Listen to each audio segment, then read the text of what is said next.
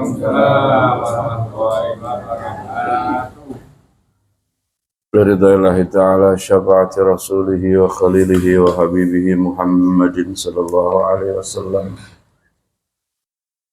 خاصة على ما نوينا وعلى ما نوصلكم الصالح وبنية أن الله تعالى يبلغ مقاصدنا ويسر أمورنا دنيانا وأخرانا ثم إلى حضرة من هدينا الفاتحة لهم وذكرنا أسماءهم في هذا المجلس جميع مؤلفي كتبنا المخلصين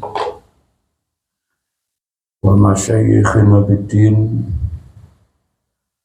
Syekh Abi Hamid Muhammad Al-Ghazali At-Tusi wa Syekh Jamaluddin Al-Qasimi At-Timiski wa Syekh Umar Nawawi Al-Bantani wa usulihim wa qur'ihim Anna Allah Ta'ala yataghashahum min rahmati wal maghfirah. Al-Fatihah.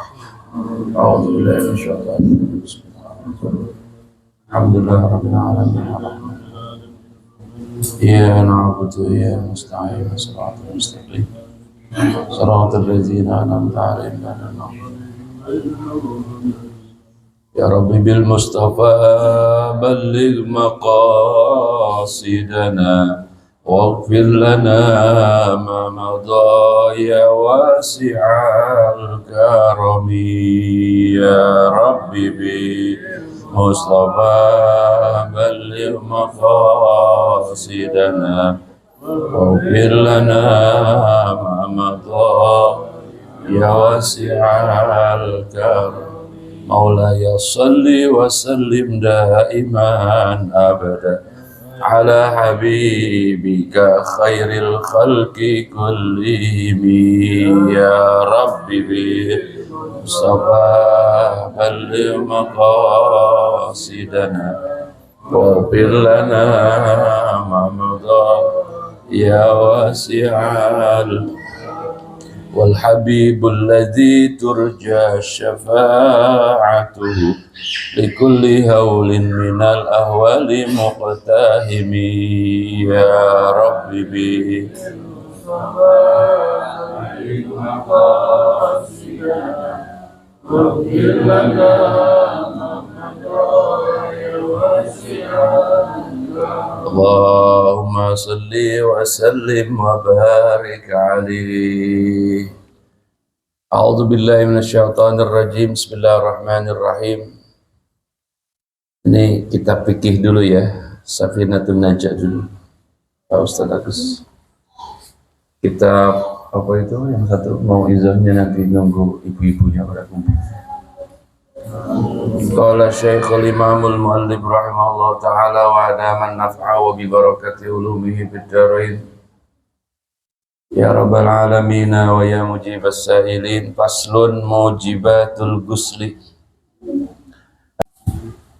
Bismillahirrahmanirrahim. Faslun utawi iki iku fasal mujibatul ghusli utawi pira-pira perkara kang wajibake adus iku sitatun 6 ilajul khams ilajul hasyatati suwiji iku ngelebokake hasafah bil tajri ing dalem farji wa khurujul mani lan metune mani wa khurujul mani lan metune mani wal khaidu lan khaid wal nifasu lan nifas wal wiladatu lan wiladah utawi anak wal mautu lan mati. Rajim. Bismillahirrahmanirrahim. Faslun mujibatul ghusli. Kalimat al-ghusli itu huruf ghainnya boleh dibaca dua macam, boleh al-ghusli, boleh al-ghasli. Ya. Kalau yang berkenaan dengan perkara wajib itu huruf ghainnya dibaca dhammah.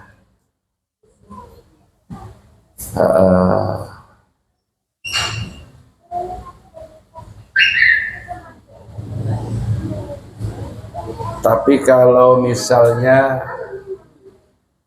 kalimat itu disandarkan kepada sabab, sabab itu berarti seperti mandi Jumat, berarti kan sebab hadir ke masjid untuk menunaikan sholat Jumat, maka dia apa? Disunahkan mandi. Nah, untuk mandi Jumat itu bilangnya ghuslil Jum'ah, pakai fathah. Tapi kalau kayak mandi yang wajib seperti apa? Mandi junub itu ghuslil jinabah. Huruf gua ini pakai apa? Domah. Ya Allah ya Karim, mujibatul ghusli, adapun perkara yang mewajibkan mandi, yaitu sitatun, ada berapa? 6. Ilajul hasyafati, yang pertama masuknya hasyafah. Ini mohon maaf ya, jangan bilang saya porno ya, karena kitab fikih itu harus vulgar, harus apa? Harus detail. Urusannya hubungan laki-laki dan perempuan itu. Jadi yang menyebabkan mandi yang pertama ketika hasyafah itu masuk ke dalam parji. Parji itu kemaluan orang perempuan. Kalau kemaluan orang laki apa namanya? Zakar. Nah, zakar itu kemaluan laki-laki secara utuh. Tapi kalau atasnya doang apa namanya, Bu? Hasyafah. Ini ada cerita di zaman Rasulullah SAW. Jadi pagi-pagi atau siang hari sahabat tuh laporan sama Rasul, ya Rasul, saya semalam sudah berhubungan dengan istrinya, mandi. Nah, terus gimana ceritanya? Tapi enggak sampai, maaf ya, enggak sampai masuk gitu, ya cuma ketok pintu doang lah istilahnya, ya. Ketok pintu, nggak terjadi hubungan, artinya cuma sampai bertemunya apa itu, bukan kemaluan, udah, ini di zaman Nabi ini ya. Jadi sudah saling, ya sudah berhubungan, tapi nggak sempat masuk, cuma nempel doang gitu. Dan kata Nabi, kalau cuma nempel doang, tidak keluar sperma, tidak wajib mandi. Baru dinyatakan mandi itu kalau itunya nyeplos, apanya? Hasyafahnya, helm ya. Gitu. Walaupun ketika masuk itu dia tidak keluar sperma, ya. Itu batasan seseorang diwajibkan mandi junub. Andai kata terjadi seperti itu, maka yang bersangkutan wajib mandi junub. Yang penting itunya sudah masuk, walaupun cuma apa? Bagian atasnya saja. Hasyafah bahasa Arabnya hasyafah. Ini hukum ya, kalau hukum itu kan harus detail. Ya tergantung Bapak mikirinnya kayak apa, itu urusan Bapak, bukan urusan saya. Ya pikirannya kemana-mana itu tanggung jawab sendiri. Ini kita lagi ngaji apa? Hukum. Atau berhubungan tidak sampai masuk, tapi keluar spermanya. Nah itu yang menyebabkan mandi, bukan hubungannya, tapi keluar apa? Spermanya. Nah ini detailnya, apa itu? Ilajul hasyafah, aidukhuluha. Kalau di kitab ini kulluha, semuanya. Kalau di kitab yang lain nggak semua. Yang penting bagian atasnya saja nyeplos sudah dianggap apa? Berhubungan. Nah, untuk berhubungan itu meskipun dengan wanita yang lewat jalur yang diharamkan seperti lewat anus dubur, itu tetap itu wajib mandi. Naudzubillah, apa namanya, LGBT ya. Terus kepada binatang, ya naudzubillah, itu juga sama, menyebabkan mandi. Ya Allah, ay fi farjin kana sawaun kana kubulul mar'ati au bahim, bahkan sama binatang. Ada orang penyuka binatang, memang ini termasuk kalau penyimpangan seksual. Itu pun sama, yang bersangkutan wajib mandi. Naudzubillah, berlindung kita jangan sampai terjadi. Atau LGBT itu kan berarti laki dengan laki. Berarti apa? Masuknya lewat situ, itu juga wajib mandi. Yang kedua apa? Wa khurujul mani, dan keluarnya sperma. Ini menarik ya. Sperma ini kan dimiliki oleh siapa, Pak? Ya, laki-laki. Jadi ibu ini kan anaknya bapak ibu. Maksudnya gimana tuh? Ibu ini anaknya bapak ibu, maksudnya gimana? Hah? Ya, ibu punya bapak. Nah, maka itu kan seorang anak itu binnya bin bapak, ya, bukan bin ibu. Karena bahan bakunya manusia itu kan tercipta dari apa? Sperma. Maka kita itu bin bapak kita, baik laki-laki maupun ketika keluar sperma, khurujul maniyyi, baik keluarnya bisa babil jima au ghairihi, atau selainnya jima. Jadi dalam kitab fikih itu keluar sperma itu ditandai oleh 3 perkara. Ini orang laki ya, maaf kalau ada orang perempuan ini ya, jadikan ini khazanah ilmu saja. Yang sudah bersuami biar paham, yang belum bersuami biar ngerti nanti akan bersuami itu ada ilmu. Ini orang laki-laki ini kan ada spermanya, ada nggak? Ini yang saya tanya siapa ya kira-kira ya? Pak Urip ya? Ciri-ciri sperma keluar itu ada 3, apa saja? Nah, kan yang keluar dari kemaluan itu kan beberapa macam. Nah, supaya kita bisa membedakan ini sperma atau bukan apa? Pertama apa bedanya? Iya. Ada 3 itu. Pertama kan ada tadafuk. Apa tadafuk itu?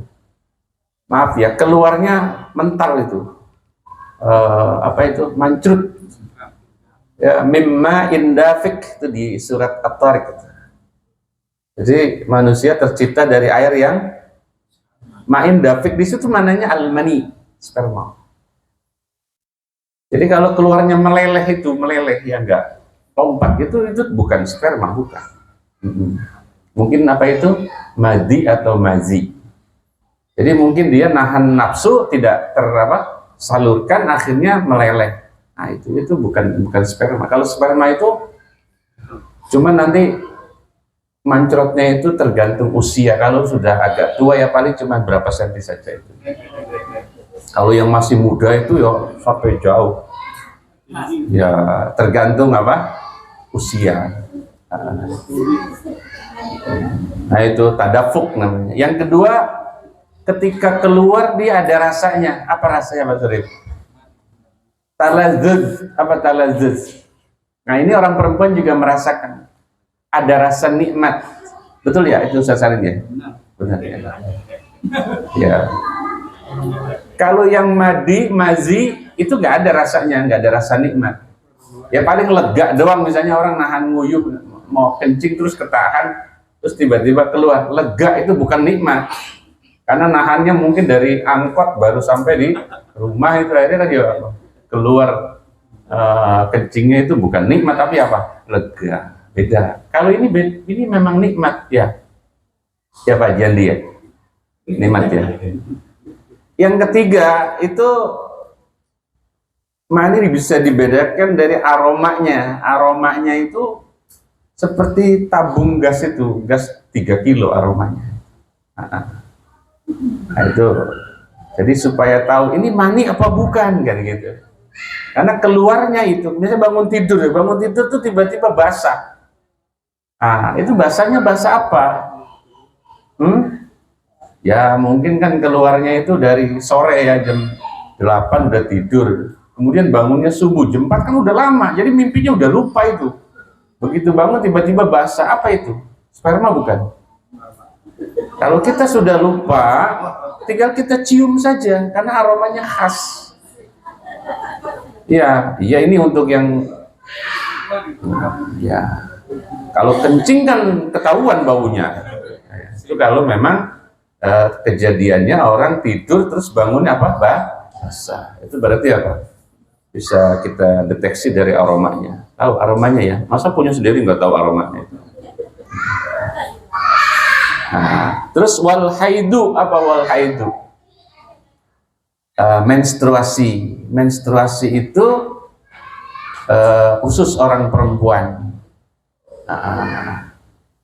Maka gini, bedakan qat uddam dengan toharah, dengan tuhrun ya. Ada orang perempuan tuh mennya ada dua hukum. Pertama, qat uddam. Qat uddam itu berarti darahnya berhenti, mampet. Ya dah. Lah, darah yang dimaksud itu bukan berarti merah. Jadi darah men itu warnanya bermacam-macam. Ada damul qawi, ada darah berwarna kuat, itu merah kehitam-hitaman dan rasanya di puncaknya itu panas. Kemudian ada damud dhaif, jadi warna darahnya lemah, mulai warna kuning sampai mungkin keruh.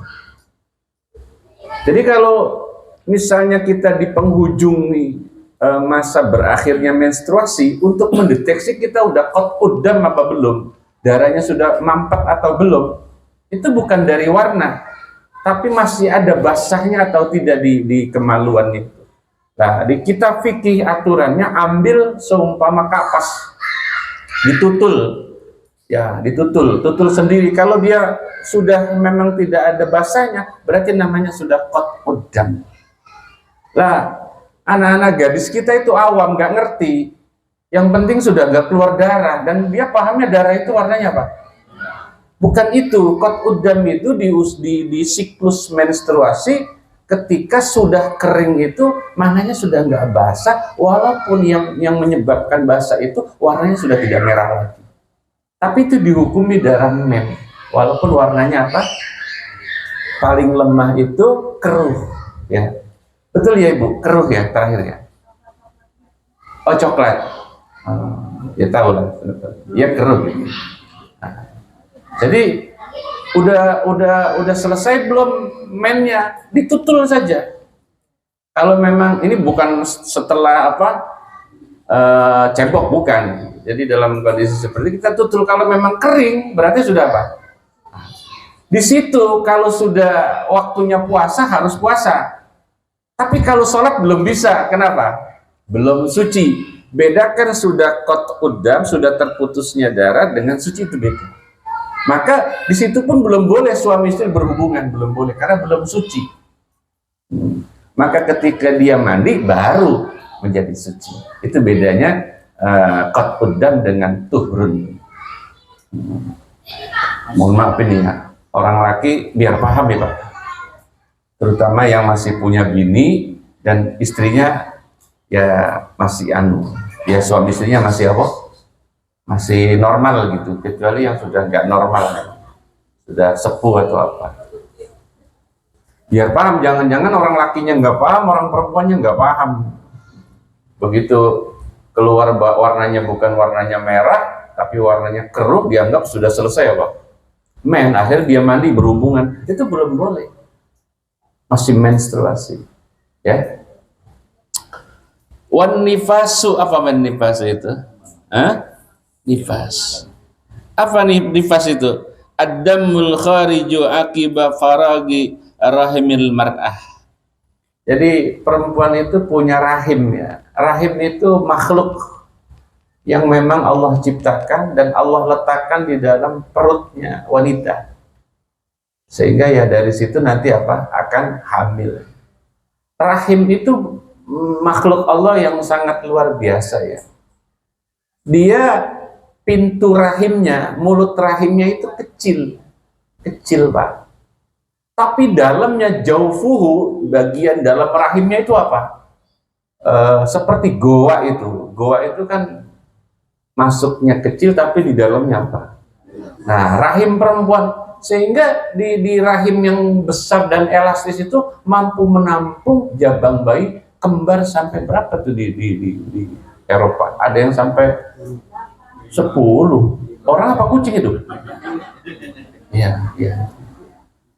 Nah, ini keistimewaan rahim yang ibu miliki dan anak miliki. Yang kedua, itu pintu yang sempit itu otomatis. Kalau dia sudah dibuahi oleh satu pejantan, misalnya sudah masuk itu sperma, dia otomatis tertutup. Sehingga tidak mungkin kalau ada orang perempuan yang nakal, maaf ya, terus dia berhubungan dengan banyak apa? Laki-laki. Kemudian ketika dia lahir, ini anaknya siapa? Banyak pak, bapaknya. Nggak bisa itu. Bapaknya tetap apa? Satu. Karena maha kuasa Allah ya, melindungi rahim itu supaya binnya nggak banyak. Kan nggak enak tuh, ada anak kok binnya banyak gitu. Kalau lempengan harta enak, berarti apa? Warisannya banyak. Allah tidak mau yang kayak gitu. Maka mulut rahim itu ketika dia sudah masuk sperma langsung cep gitu. Iya. Nah, tinggal yang masuknya itu pada waktu hubungan 1, 2 atau 3. Kalau 1 ya berarti anaknya 1. Ya, kalau masuk sampai 10 berarti anaknya kok. Nah, itu cep gitu. Nah, yang nggak tahu prosesnya mingkem apa saya nggak tahu. Pokoknya otomatis dia orang. Nah, nanti begitu dia lahiran pasti bapaknya itu satu ya, tinggal dicari apa Junet, apa Tony, apa Johnny, itu tinggal kita lihat saja. Kan nanti ada tes DNA. Kalau hidungnya mirip Junet tapi warna kulitnya mirip Tony, nggak mungkin itu.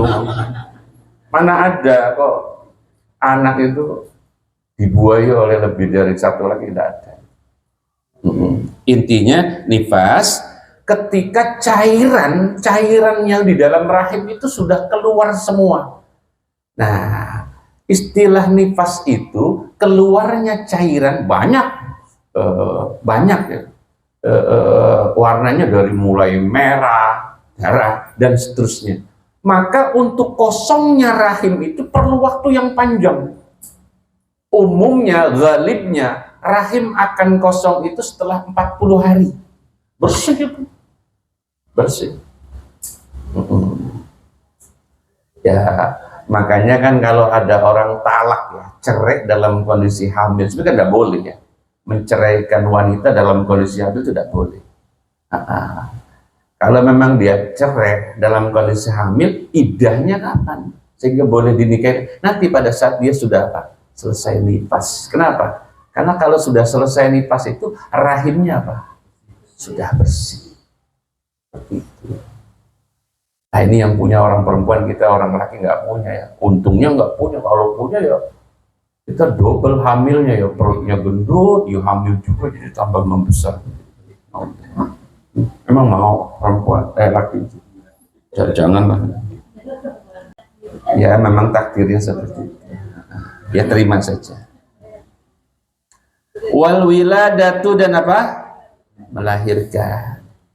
Ini cerita orang melahirkan itu kan umumnya keluar apa? Darah.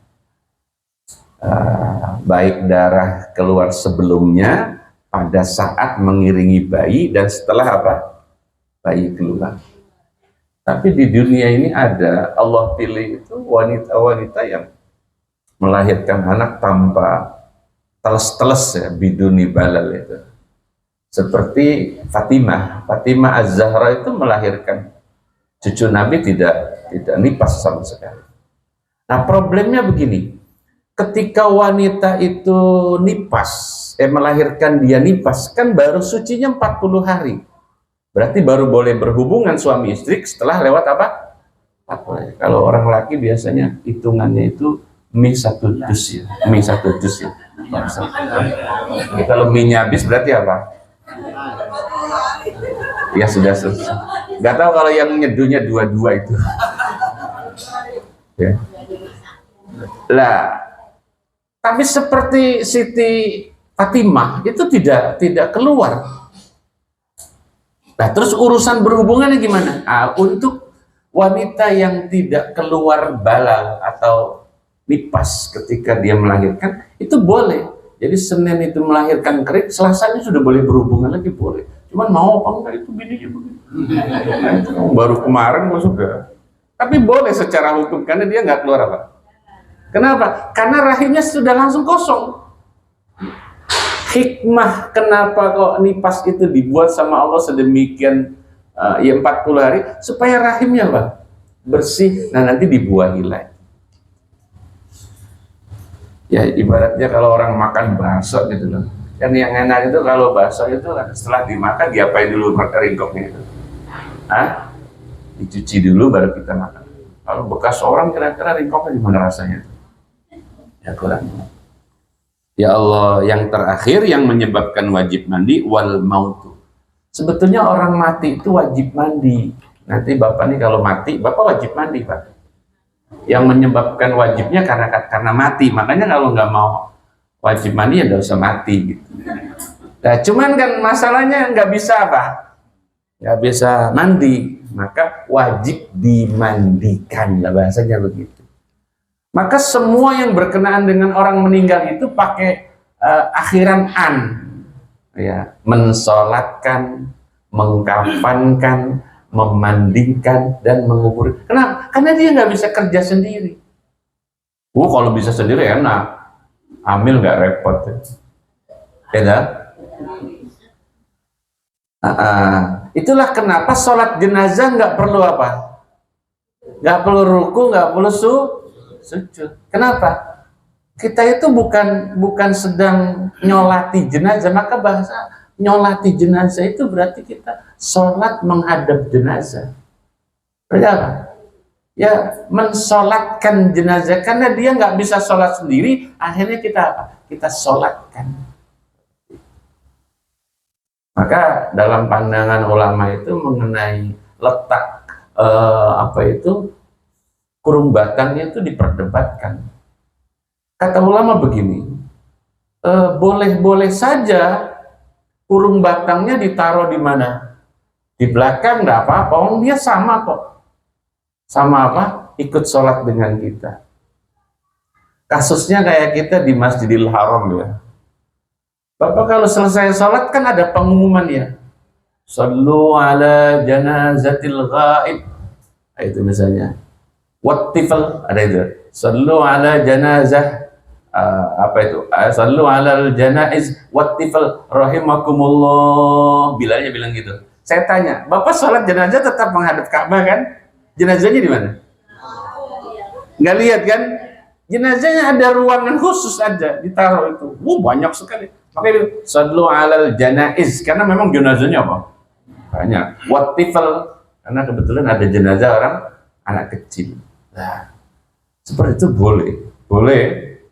Jadi mengenai kurung batang itu boleh di depan. Nah, nanti imamnya, kalau aturan Imam Syafi'i, kalau orang laki-laki yang meninggal berarti imamnya di mana? Di bagian kepala, ya. Cuman kepalanya bukan di kanan, di kiri. Itu aturan Syafi'i.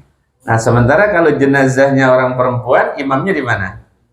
Di bagian pinggang. Nah, itu kepalanya di sebelah kanan. Itu aturan Imam Syafi'i. Dah, Bapak karena nggak pernah ngimamin, gak usah mikir-mikir yang kayak gitu ya. Itu tuh. Tapi andai kata salah, misalnya imam tuh salah ini kok perempuan dirinya di kanan atau di kaki, kalau ini laki, tidak apa-apa, jenazah itu ditaruh di mana saja boleh, ya, gitu. Selesai perkara yang mewajibkan mandi, kecuali dia apa? Meninggalnya dalam kondisi syahid. Apa itu syahid? Ya, peperangan akhirnya dia meninggal dunia. Kenapa?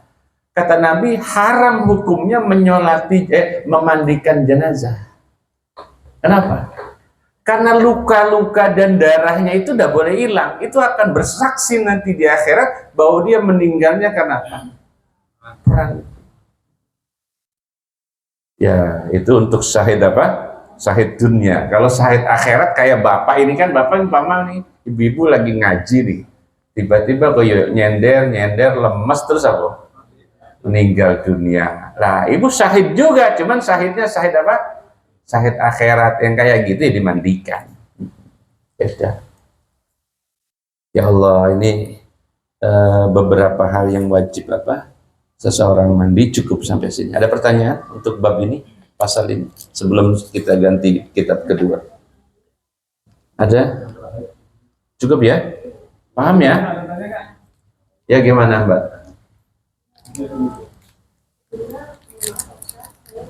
Bismillahirrahmanirrahim. Di sini saya mau bertanya Pak Ustadz tentang pasal yang mewajibkan mandi, yaitu melahirkan. Nah, di sini konteks melahirkan itu apakah secara normal atau sesar pun juga masih diwajibkan untuk mandi wajib gitu. Terima kasih. Repot ya jawabnya.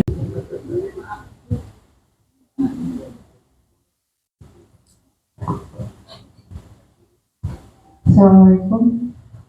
Saya di sini bicara mewakili teman-teman yang terjadi perdebatan di antara kita dan para ustazah yang kadang mengajari kita seperti tentang haid Pak Ustaz. Kan kalau perempuan haid itu apakah diperbolehkan masuk masjid atau musola dalam rangka misalkan pengajian rutin atau maulid gitu. Karena kami khususnya teman-teman itu kan yang bertugas di maulid itu ada sebagian dari kami yang sedang ada uzur mens. Terus tapi karena bertugas kita terpaksa masuk untuk melaksanakan tugas. Nah, itu ada perdebatan, yang penting tidak netes atau ada yang memang tidak memperbolehkan sama sekali. Sedangkan kayak saya pribadi, kalau misalkan saya tidak hadir, misalkan ini misal aja itu acara tidak lancar seperti Pak Ustadz, itu aja dari saya. Assalamualaikum warahmatullahi wabarakatuh. Ya memang mengenai orang yang junub sedang menanggung hadas besar ya seperti men itu, kalau dalilnya nggak boleh, haram. Jadi di Al-Quran itu la taqrabus sholata wa antum apa? Sukara hatta ta'lamu ma taqulun wala junuban illa abiri sabilin apa? Hatta tasilu. Jadi memang ayat itu melarang orang yang punya junub untuk apa? Masuk ke dalam masjid. Dari situ memang ulama menetapkan apa? Yang dilarang itu adalah apa? Dukhulnya. Tapi kalau murur itu beda. Kalau dukhul itu artinya ya diam, masuk terus diam. Misalnya pintunya cuma satu, masuk lewat pintu A, keluar lewat pintu A, itu namanya dukhul. Walaupun ya nggak lama masuknya. Nah seperti itu diharamkan untuk orang yang menstruasi masuk masjid. Ya, musola enggak, hanya masjid. Ya, musola enggak, hanya masjid. Tadi dulu jangan diputusin dulu. Jadi hanya masjid ya, di musola boleh, majlis taklim boleh ya. Kemudian kalau murur itu berarti melintas itu kalau konteksnya masjid, dia masjidnya pintunya ada dua, pintu A, masuknya pintu A, keluarnya pintu B. Nah untuk melintas itu boleh bila aman dari apa? Tetesan tadi. Tapi kalau duduk itu kan besar kemungkinan itu netes atau rembes. Maka itu kata ulama, ya kalau memang nggak rembes tidak apa-apa. Itu ada ulama yang berpendapat seperti itu. Tapi biasanya melihat ayat itu ya, yang kaul yang utama itu mengatakan ya nggak boleh, haram. Rembes nggak rembes apa? nggak boleh masuk masjid kalau orang sedang kondisi apa, junub, menstruasi. Kalau murur itu melintas boleh. Naam ya juzu lubsu fi lidororotin. Kalau darurat boleh. Nah, ini problemnya kata ulama, sedarurat apa ibu-ibu menstruasi akhirnya diam di dalam masjid. Nah, ini ada contohnya. Ka'annama ini contohnya orang tidur, ini contohnya bukan ibu-ibu ya, bapak-bapak tidur di dalam masjid. Kemudian pada saat tidur di masjid mimpinya apa? Seperti itu. Seperti itu kan darurat. Boleh itu. Sampai netes sekalipun tidak apa-apa kali. Atau dia tidak punya tempat berlindung dari sesuatu yang membahayakan, misalnya kondisi kampung lagi ada binatang buas lah, tempat bersembunyi yang aman hanya di dalam masjid, padahal dia kondisinya lagi apa? Menstruasi, boleh kan itu. Nah, itu termasuk darurat. Kalau persoalan ngaji dan seterusnya enggak boleh. Enggak boleh apa? Ya berarti kalau memang ibu-ibu dalam kondisi apa? Ya duduknya jangan di dalam masjid, cukup di luar masjid. Ya, ada pendapat yang mengatakan membolehkan wanita menstruasi duduk di dalam masjid, yang penting tidak apa? Netes. Itu dikiaskan dengan murur tadi. Tapi pendapat yang barusan yang kedua itu kurang kuat. Kalau saya sarankan lebih baik tidak usah. Tapi jangan libur ngajinya, tetap datang tapi duduknya di mana? Di teras. Paham ya? Kalau yang tadi itu ya masalah apa? Melahirkan. Kalau yang ditanya sesar kan susah jawabnya, karena di zaman Nabi nggak ada apa? Nggak ada sesar. Jadi wiladah itu kan judulnya melahirkan ya, keluarnya lewat jalur muqtad, jalur normal ya, atau sesar kan nama berarti apa?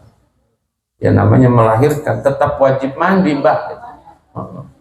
Jangankan melahirkan dalam bentuk bayi utuh ya, keluar darah atau darah kempel itu apa?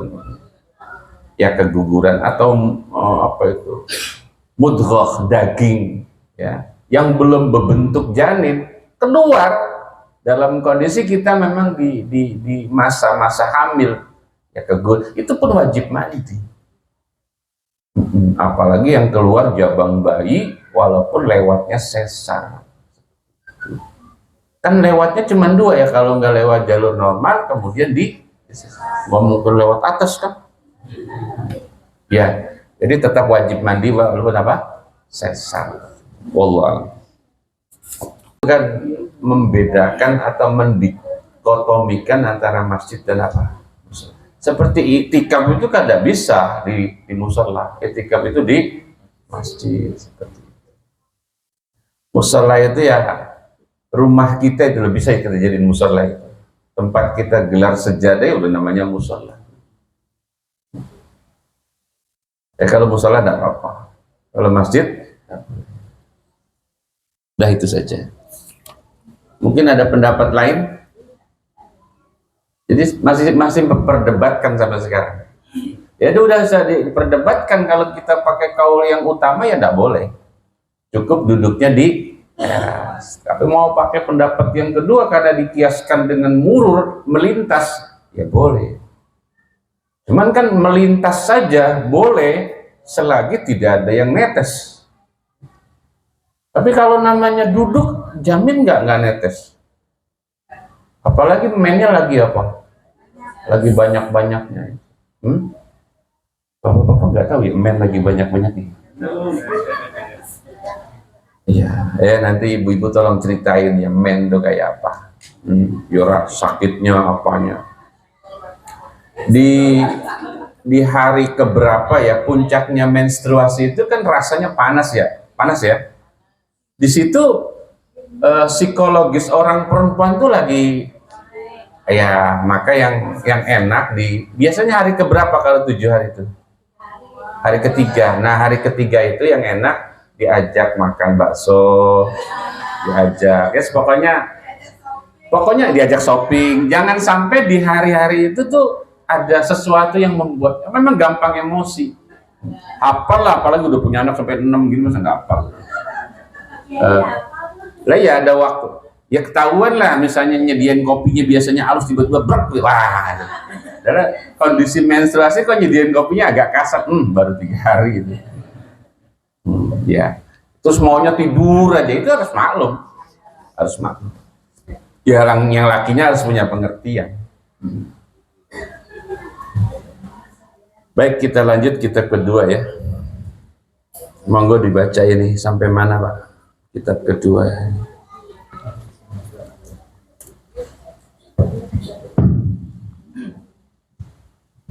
Kita sudah. Baca. Bismillahirrahmanirrahim. Akidatu ahli sunnati utawi iku kitab akidah ahli sunnah wal jamaah fi kalimati syahadat akidatu utawi akidah ahli sunnah wal jamaah fi dati ing dalam dati Allah taala halimah Allah wa taqaddasalan ma suci sapa Allah iku annahu satamene Gusti Allah iku ilahun pangeran wahidun kang siji la syarika kang ora nyekoton iku mujud lahu kati Allah qadimun kang qadim la awwala kang ora ono awal iku mujud lahu kaduwe Allah mustamirul wujudi Ini jadi sifat dari ilahun, dari wahidun terus mustamirun mustamirul wujudi kang tetep wujude la akhir kang ora ono akhir iku mujud lahu kabeh Allah abadiyun kang bangsa abadi la nihayat kang ora katot iku mujud lahu kabeh Allah zaimun kang langgeng laing soroma kang ora dadi pekot iku ini hamzanya hamzah wasal ya. Lan siroma.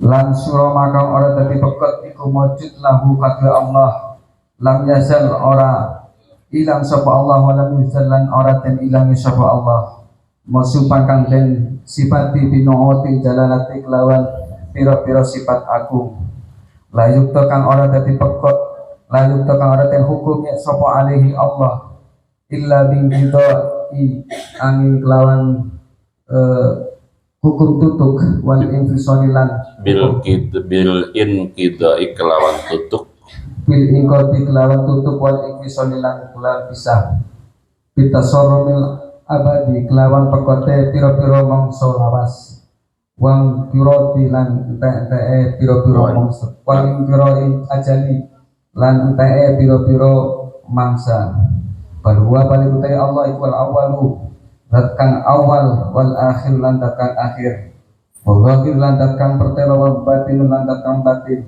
wa qala Allah iku kuli sayin lawan saben-saben suci wa alimun mutai. A'udzubillahi minasyaitonirrajim. Bismillahirrahmanirrahim. Adapun ini yaitu kitab akidah atau keyakinannya ahli sunnah terkait apa? Fi kalimatais syahadati, pada apa? Menjelaskan 2 kalimat syahadat. Allati hiya, yang adapun syahadat yaitu ahadu mabanil islami, salah satu dari beberapa bangunan Islam ini. Coba dibaca terjemahannya dulu. Bismillahirrahmanirrahim. Kitab Akidah Ahlussunnah wal Jamaah menjelaskan 2 kalimat syahadat sebagai salah satu pondasi Islam.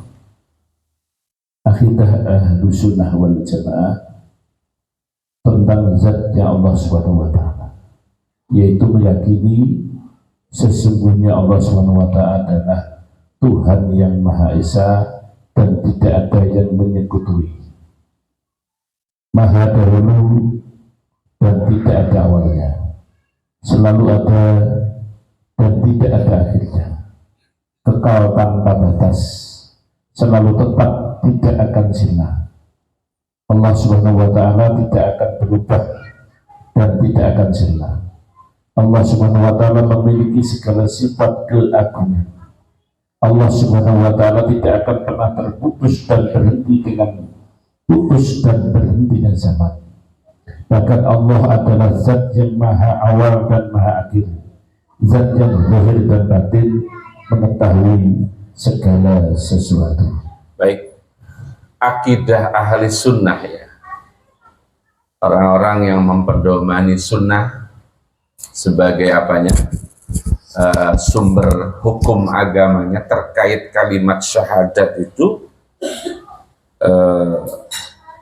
yang pertama meyakini bahwa syahadat itu satu dari beberapa pondasi Islam. Bahkan pondasi utama kalau kita bicara rukun Islam kan yang pertama apa? Mengucap kalimat syahadat. Nah, ketika ditanya kalimat syahadat asyhadu alla ilaha illallah itu akidah ahli sunnah bagaimana? I'tiqadnya. Dikatakan aqidatuhum fi dzatihi ta'ala wa taqaddasa annahu ilahun wahidun. Yang pertama, ketika kita bilang asyhadu alla ilaha illallah, terus akidah kita langsung mantap bahwa Allah itu cuma satu, begitu saja. Zat yang kita sembah selama ini yang bernama Allah jumlahnya apa? Satu. Kalau kita mengatakan la ilaha illallah, itu yang harus kita mantapkan. Bahwa di sana ada orang punya Tuhan lebih dari satu, itu bukan akidahnya ahli sunnah. Kalau kita punya akidah ahli sunnah, Allah itu satu. Pengertian Allah itu satu apa? La syarika lahu. Saya ini kan makhluk ya, diciptakan oleh Allah. Bapak yuk makhluk diciptakan oleh Allah. Saya sebagai siapapun itu butuh pihak lain. Kalau cara saya ustadz ini ya, memberikan pelajaran, yang saya butuhkan siapa? Murid. Coba kalau saya misalnya jadi ustadz terus ngajar muridnya nggak ada, terus ada orang lewat, terus bilangnya saya apa? Ya itu kan ya orang gila ya, ngomong apa sendiri. Maka saya sebagai ustadz itu ya harus sayang sama jamaah, jamaah ya sama saya harus sayang. Caranya sayang gimana?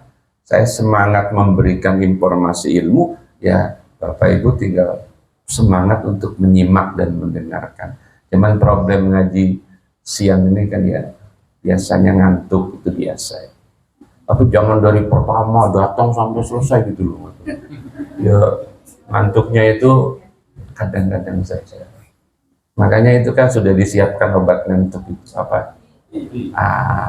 Yang ibu-ibu ya minum ya. Ya walaupun ngaji, walaupun tidur tetap dapat pahala. Cuma kan beda pahalanya orang ngaji tidur sama enggak tidur beda. Kalau yang tidur dari awal kan sampai selesai, kalau ditanya pulang bingung ngaji apa? Gak tahu orang apa. Ya selain itu ya niatnya. Jadi orang sukses itu tidak bisa sendiri, pasti ada pihak lain. Allah itu maha kuasa, kekuasaannya absolut, tidak butuh sekutu. Ini yang lagi perang ini Israel sama siapa? Palestina. Israel itu ya maaf ya, bisa hebat kayak gitu karena banyak yang apa? Yang nolongin. Siapa sekutunya Israel yang paling dekat? Amerika. Ya selain itu ya banyak lagi siapa? Eropa pada khususnya. Coba kalau Israel sendirian lawan Palestina menang nggak? Ya tetap menang karena kekuatannya kalah. Maka itu kalau kita mau bersekutu jangan sama Israel, bersekutunya sama siapa? Palestina. Cuman negara kita ini negara non-blok, negara yang nggak boleh apa? Memihak sono, memihak sini. Tapi kita punya prinsip, siapapun orang negara yang terjajah, maka itu yang kita bela. Nah, dalam hal ini yang terjajah siapa? Palestina. Maka itu harus kita bela. Ya, cuman kan dunia udah kayak gini. Jadi sebuah negara itu menjadi kuat karena punya sekutu. Tapi Allah itu kuat tidak perlu apa? Malah kalau Allah punya sekutu malah nggak kuat. Nah, itu apa hebatnya Allah. Beda pengertian sekutu, beda pengertian makhluk Allah yang memang ditugaskan untuk menyampaikan pesan Allah. Contoh begini, siapa yang ditugaskan oleh Allah mencabut nyawa namanya? Malaikat Israel. Jangan punya asumsi kalau Allah menugaskan Israel mencabut nyawa, Allah nggak sanggup apa? Jangan punya asumsi seperti itu. Terus jangan dibilang kalau malaikat yang bagian nyabut nyawa itu sekutunya Allah, nggak boleh. Allah selalu ada maksud dengan apa? Diciptakannya makhluk dengan tugas-tugasnya masing-masing. Kayak yang nurunin hujan, siapa yang nurunin hujan? Lu masa nggak tahu udah musim hujan ini? Malaikat Israel. Mikhail, malaikat namanya apa? Mikhail. Ya, malaikat Mikhail itu ditugaskan oleh Allah nurunin apa? Hujan. Terus yang bagian niup trompet itu coba. Pertanyaannya, apa Allah nggak bisa niup trompet? Kenapa nugasin malaikat? Bukti bahwa Allah Maha Kuasa tidak punya sekutu, bahwa malaikat itu hanya petugas-petugas Allah itu. Buktinya Israfil walaupun tugasnya niup trompet, kalau trompetnya tidak dibikin oleh Allah, bisa niup. Atau Israfil yang kayak gitu tugasnya niup trompet, saat ditiup oleh Allah trompetnya dibikin macet. Maka kalau bisa jangan ditiup dulu nih trompet. Kalaupun ditiup sama Israfil, mudah-mudahan saat dia tiup apa? Kalau macet itu berarti kiamatnya apa? Gak jadi. Kayak Israel kan nyambut apa? Pertanyaannya, apa Israel itu punya wewenang? Lo kalau Israel punya wewenang kacau, Pak. Kacau, pokoknya yang dicabut sama Israel itu yang jelek-jelek dulu. Maka yang jelek-jelek kan pada mati semua itu. Israel itu hanya petugas yang menentukan siapa yang diambil nyawanya Allah. Nah, itu yang disebut la syarika lahu. Lam yazal wa la yuzal. Allah itu ya senantiasa ada, tidak mungkin sirna. La yazal wa la yuzal. Mausufan bi ni'util jalali. Allah itu beda sama makhluknya. Kalau makhluk itu kan nggak punya sifat jalal. Jalal itu apa? Sifat agung. Yang dalam bahasa Asmaul Husna itu menggunakan kata-kata maha. Siapa di sini orang yang paling dermawan? Ada nggak? Kalaupun ada, sedermawan-dermawannya orang itu tidak boleh kita menggunakan kata-kata maha. Kenapa? Kemuliaan dermawan itu ya sampai di situ saja sudah. Nggak usah orang-orang yang kita lihat hebat kayak sekelas Abu Bakar saja yang sangat amat dermawan. Jadi tidak ada orang yang seperti Abu Bakar tuh nggak ada. Tapi nggak bisa kita menyebut Abu Bakar sebagai orang yang amat sangat maha, nggak bisa. Apalagi yang cuman sodakohnya ya dibatasi. Yang bisa memiliki sifat jalal ini hanya apa? Allah dengan kesempurnaan. Jalal itu ya keagungan, kekuasaannya yang besar, yang agung, itu hanya milik Allah. Dulu di awal-awal peperangan itu, dunia pertama apa dunia kedua, ada tokoh-tokoh yang oleh rakyatnya dikasih gelar yang seperti mendekati gelar Tuhan. Misalnya kayak Alexander yang agung, karena memang kekuasaannya sampai apa? Tidak boleh menyifati makhluk dengan sifat Allah yang agung, tidak boleh. Walaupun kekuasaannya itu sampai apa? Separuh atau seperempatnya bumi misalnya, tidak bisa. Hitler yang waktu itu sangat apa? Luar biasa dominasinya itu di daratan Eropa mendekati Asia, itu tidak boleh. Kenapa? Cerita orang yang hebat, Pak, itu kan ada masanya, hebatnya akan apa? Berakhir. Mana bisa kita menyematkan sifat keagungan kepada manusia yang nanti dia akan berakhir hidupnya. Nah, kalau sudah berakhir, katanya Korea Utara itu kan punya presiden yang apa itu ya? Kalau bahasa sekarangnya apa itu namanya? Otoriter. Jadi kalau Bapak itu sebagai anggota DPR-nya misalnya, itu gak boleh ngantuk, Pak. Ngantuk ditembak itu. Pokoknya ditandain terus tadi dihukumin mati. Jadi kasarnya ngomong, tidak ada satu rakyat pun yang berani apa? Mencela, menghina siapa? Lah, kalau saya berani, Pak, mencela Kim siapa itu? Nah, kapan Ustaz? Nanti kalau dia sudah innalillahi wa inna ilaihi. Kalau dia sudah mati, kita colek-colek kayak gitu. Berani nggak itu ngelawan dia? Nah, Allah tidak seperti itu. Keagungan Allah itu karena Allah apa? Memiliki sifat yang sempurna. Mausufan apa tadi? Binu'util jalal. La yuqda alaihi bil inqida. Keagungan Allah itu tidak dihukumi dengan apa? Habisnya masa, wal infisali, dan terpisahnya masa. Jadi kekuasaan, keagungan, apapun namanya yang dimiliki oleh manusia itu kan ada apanya? Ada masanya. Ya Allah ya Karim. Bitasurrumil abadi, dengan putusnya beberapa, maka kekuasaan Hitler itu hanya tinggal cerita. Sekarang saya tanya, pengaruh kekuasaan Hitler sampai sekarang masih terasa nggak, Pak? Ya tidak. Kenapa? Terlalu jauh. Matinya Hitler itu dengan zaman sekarang terlalu jauh. Sekarang itu kalau disebut negara adidaya itu bukan sekedar punya senjata banyak, Pak. Nah, kalau dulu yang disebut negara adidaya, Pak, dia menguasai persenjataan. Tapi sekarang yang disebut negara adidaya itu apa? Yang menguasai ekonomi. Nah, Amerika itu ketar-ketir sama siapa? Sama Cina. Kenapa? Cina pinter. Coba sekarang barang apa yang kita pakai yang tidak punya Cina? Atau Bapak nih yang pernah ke Tanah Suci ya, ke Tanah Suci terus beli apa di sana itu? Ya tasbih ya Bapak.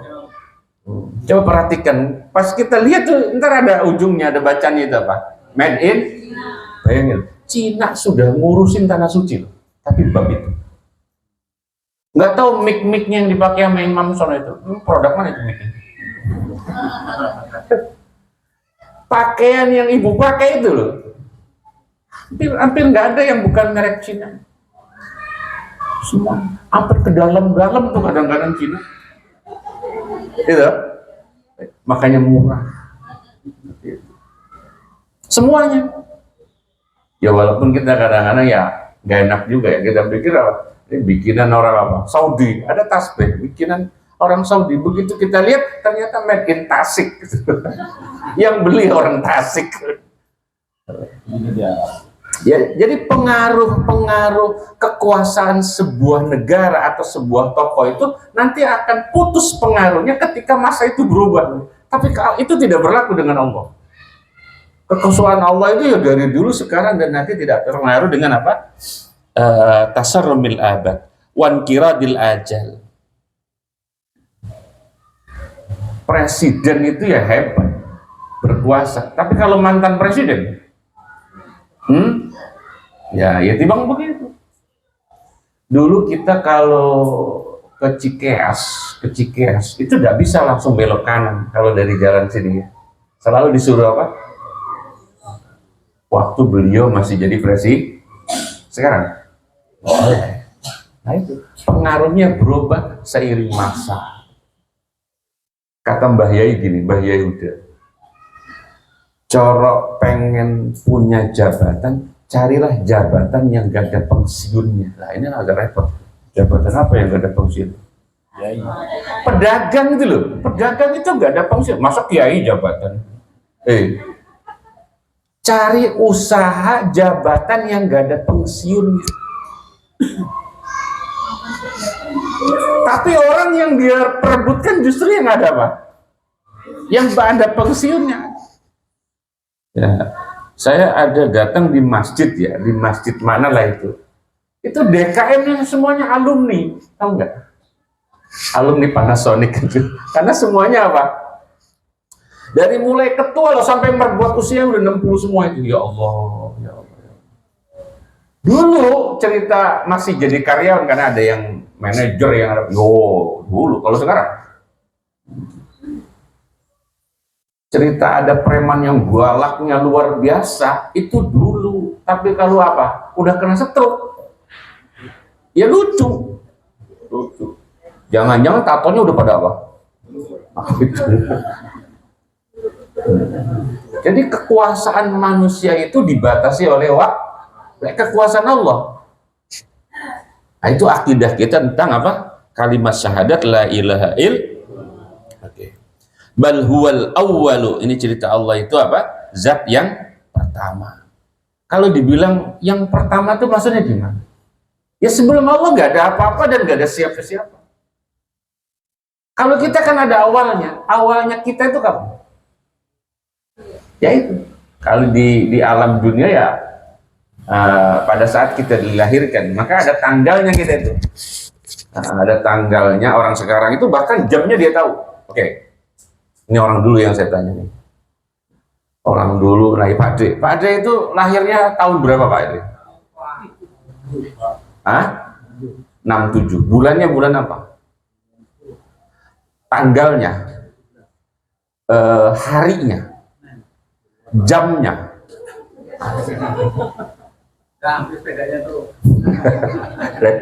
Nggak tahu.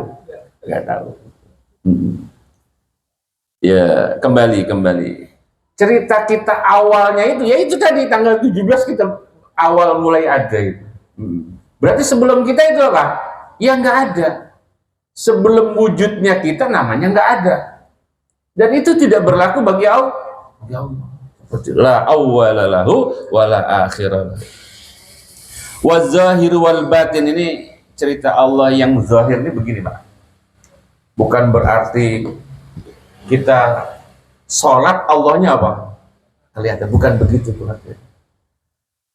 Allah itu hadir di tengah kekhusyuan sholat kita.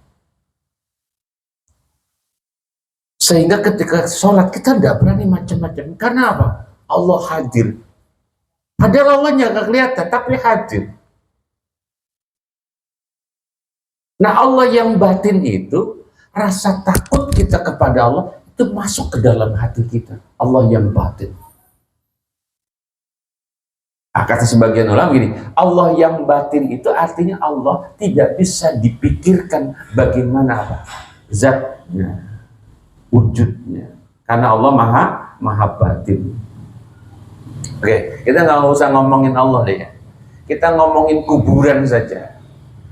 Kalau kuburan yang dimaksud adalah gundukan tanah yang kemudian diberi batu nisan, itu bukan kuburan. Ya cuman tanah dia apa? Dikasih. Terus kalau kita coba masuk lebih dalam, apakah itu kuburan? Bisa jadi itu bukan kuburan. Terus apa? Tempat dipendamnya manusia. Tapi kalau kuburan yang dimaksud adalah alam barzah, itu yang hampir semua orang nggak tahu. Kenapa? Itu perkara gaib. Sehingga tidak boleh punya asumsi kalau bicara kuburan itu, orang dikubur di dalam itu supaya tidak kedengeran, supaya tidak kelihatan kesaksian dia di hadapan malaikat tentang pertanyaan malaikat. Bukan. Untuk membuktikan itu gampang. Nanti kalau ada orang meninggal, usahakan jangan ditutup. Usahakan yang 4 jam itu diberi apa di dalamnya itu? Ini Pak, kamera.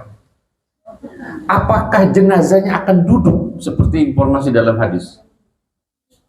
Apakah kelihatan malaikatnya datang dua orang itu, Munkar Nakir? Itu cerita jenazah dimasukkan ke dalam liang lahat, kemudian agak dalam, kemudian diuruk itu secara zahir supaya tidak mengganggu orang. Karena jasad itu nanti akan membusuk, ketika membusuk kan mengeluarkan apa? Itu mengganggu orang. Yang kedua, ketika jenazah itu, maksudnya badan kita itu dimasukkan ke dalam supaya terhindar dari apa? Binatang buas digali, dicoker-coker. Cuman itu secara zahirnya. Maka perkara barzah itu urusan gaib. Tidak bisa direkayasa dengan urusan kita yang masih bisa melihat begitu. Misalnya begini, kuburan itu bisa bercahaya, oke. Terutama orang yang misalnya hafal Quran. Begitu masuk di dalam kuburan, maka kuburannya oke.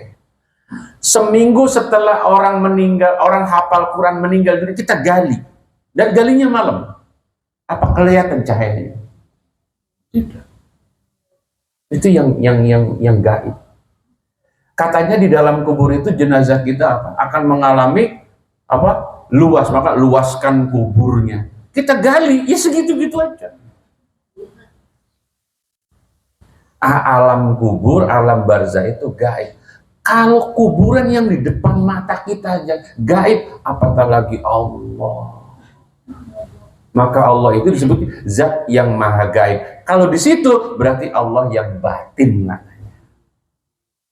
Kalau Allah yang zahir berarti walaupun Allah yang batin itu kekhusyuan kita seperti menyaksikan munculnya Allah itu.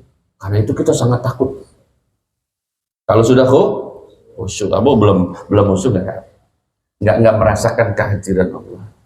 Itu yang disebut az-zahiru wa huwa bikulli syai'in alim. Dan Allah terhadap apapun yaitu alimun. Alim itu berarti ya sangat dan amat mengetahui.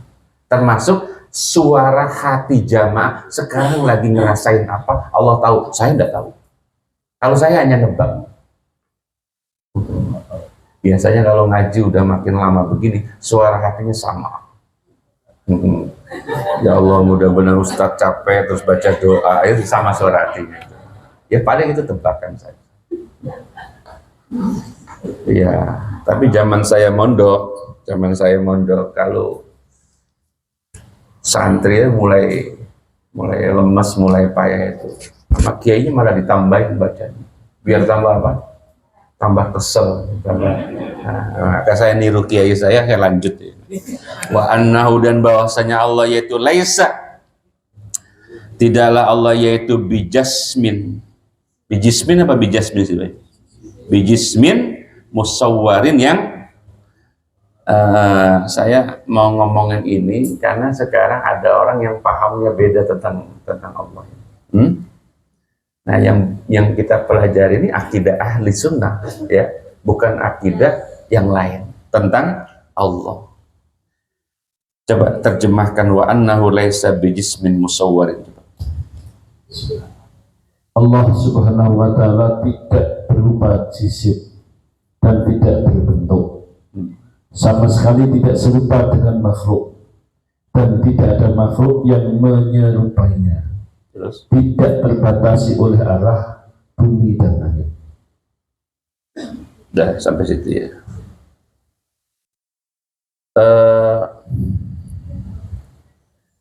Perbedaannya mulai terjadi ketika ada ayat. Ada ayat yang sepertinya itu menunjukkan bahwa Allah itu seperti makhluk. Sepertinya pakai dua. Sepertinya ayat itu sepertinya Allah sama dengan makhluk. Saya ambil contoh begini. Akidah ahli sunnah itu Allah itu bukan berupa jisim. Itu yang harus kita pegang. Karena kalau Allah itu berupa jisim, berarti Allah butuh apa? Butuh tempat. Sekarang saya tanya sama jamaah, ada nggak benda yang nggak butuh tempat?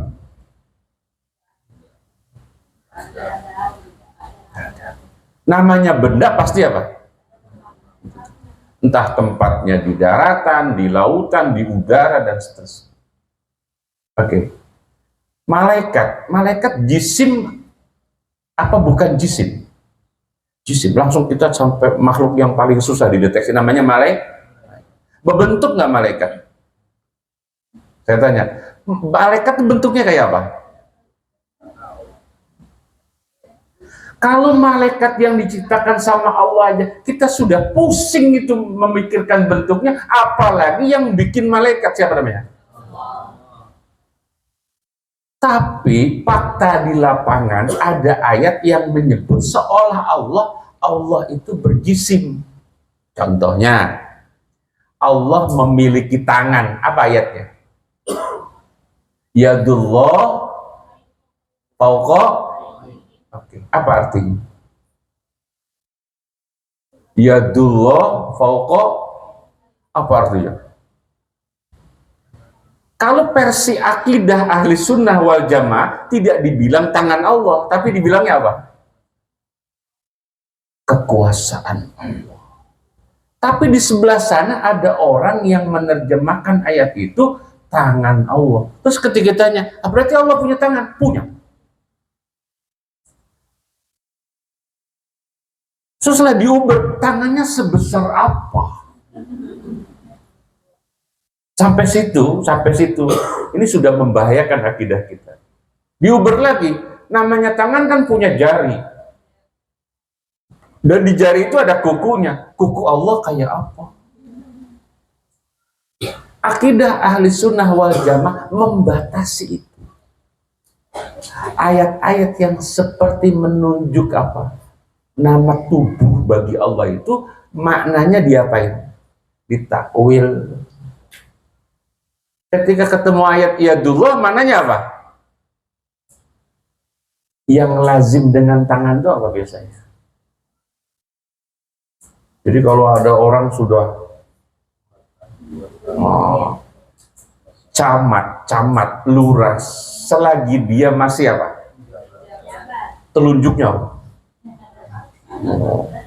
Itu Satpol PP kalau udah ditunjuk sama camat lari nggak? Dikerjain nggak?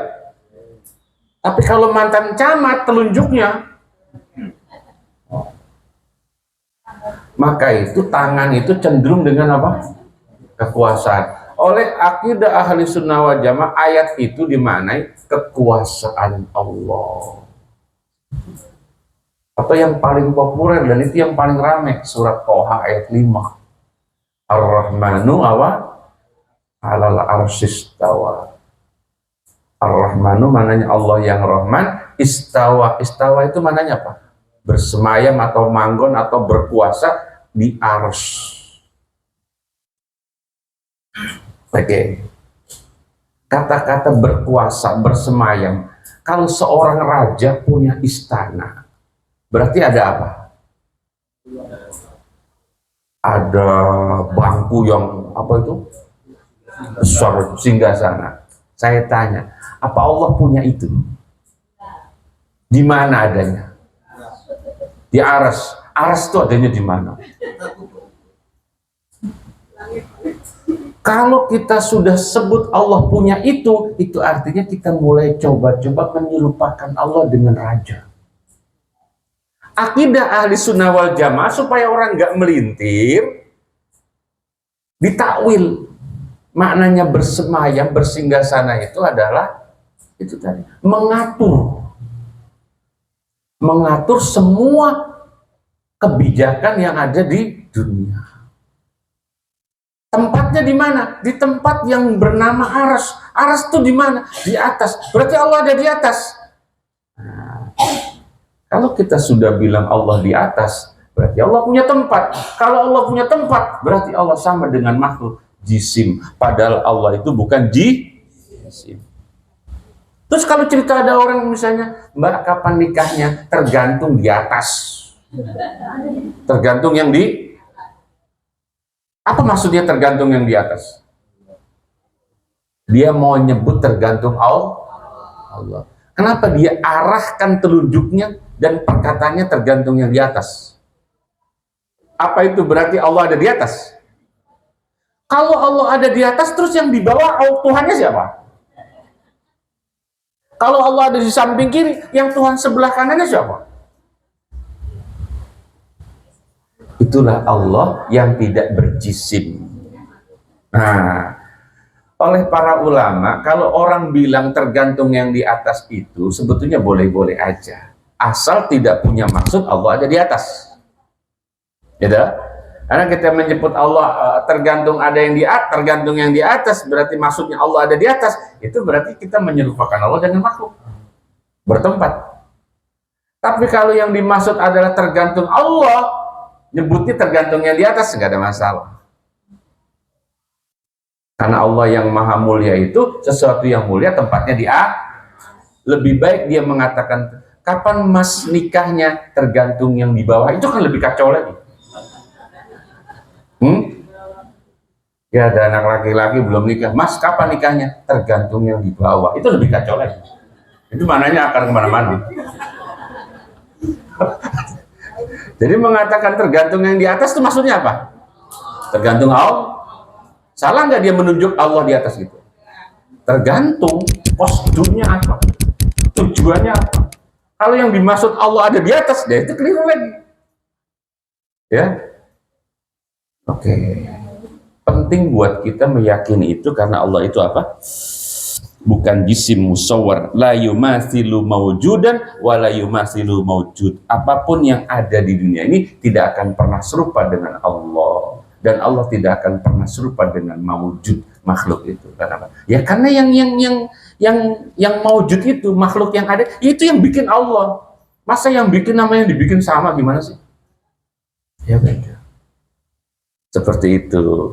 Wala tuhitul jihatu, Allah tidak diliputi dengan satu dan beberapa arah. Oke, Allah akan turun. Nah, ini bahasanya Allah akan di sepertiga malam. Coba itu di hadis ada begini ya. Allah akan turun di sepertiga malam. Apa maknanya? Jangan bilang Allah yang turun. Kalau Allah turun berarti yang di atas nggak ada Tuhan dong. Oke, Pak Ustadz turun dari atas, berarti turunnya ke bawah kan? Berarti Ustadz ada di bawah ke di atas? Yang di atas kosong. Kalau bicara Allah turun berarti Allah apa? Ke bawah. Ada hadisnya, Allah akan turun di sepertiga malam, mengijabah doa-doa hambanya yang sedang berdoa. Turun, hati-hati itu hadis tuh kayak gitu, hati-hati.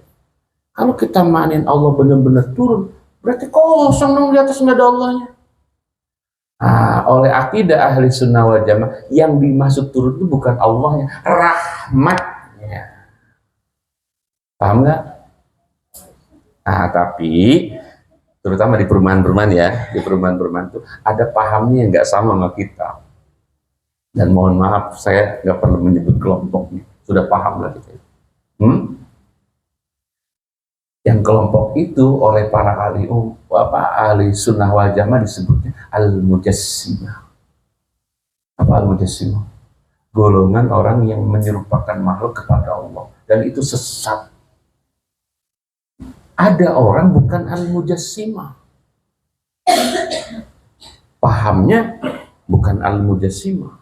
Kelompoknya namanya bukan al-mujassimah, pokoknya dari Saudi lagi, itu bukan al-mujassimah, namanya bukan al-mujassimah, tapi akidahnya mirip al-mujassimah.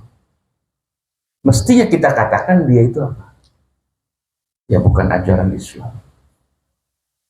Tapi mohon maaf ya, namanya sholatnya sama kita, kiblatnya sama, terus puasanya sama puasa.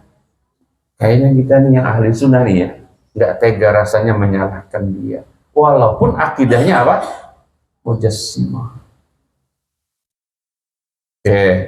Ini cerita la ilaha illallah, makna yang diyakini oleh paham ahli sunnah wal, itu baru Allahnya, belum yang lainnya. Dan belum selesai, masih panjang, tapi sudah sore.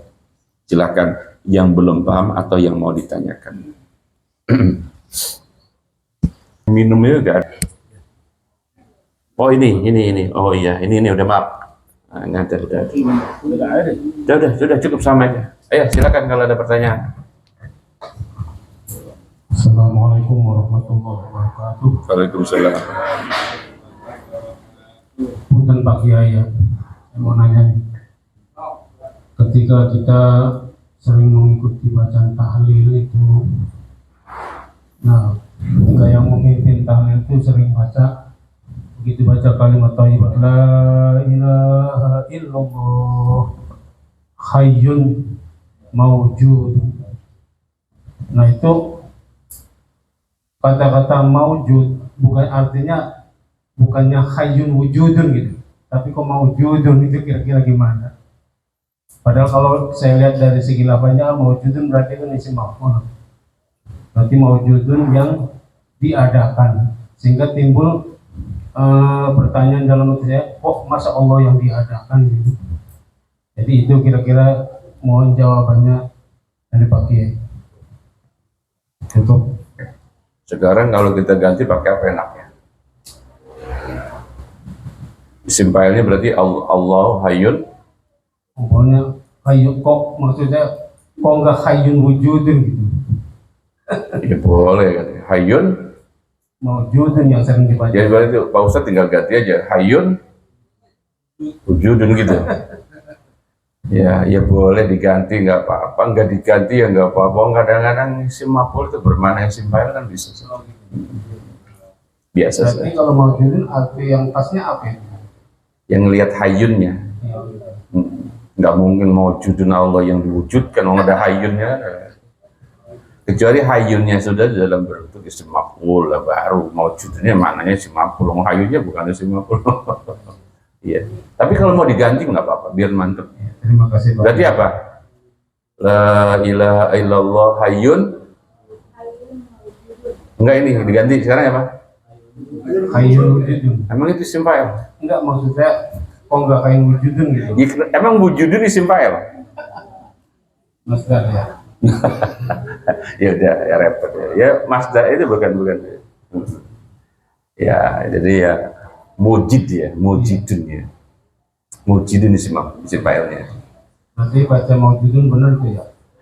Ya karena hayyunnya saja itu menunjukkan bahwa apa? Maknanya bukan itu. Oh, Nggak mungkin maujudun dimaknai zat yang apa? Diwujudkan, kan ada hayyun. makanya dari keraguan saya itu. Jadi, Ya karena biar tambah mantap, besok boleh diganti, tapi boleh diyakini walaupun maujud maknanya yang mewujudkan. terima kasih Pak Kiai. Ada lagi? Ya, hari ini ilmunya bermanfaat. Al-Fatihah.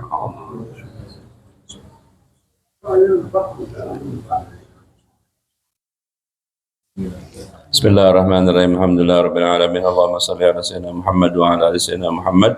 Allahumma anfa'na bima 'allamtana wa 'allimna bima yanfa'una. Nas'aluka ilman nafi'an wa 'amalan mutaqabbala wa rizqan halalan katsiran wasi'an barakan arhamar rahimin.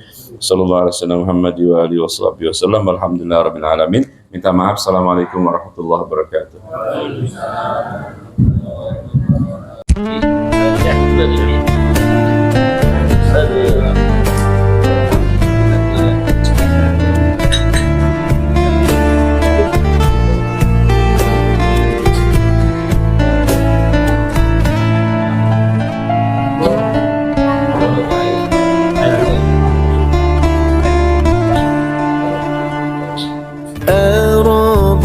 صلى دائما وسلم يوم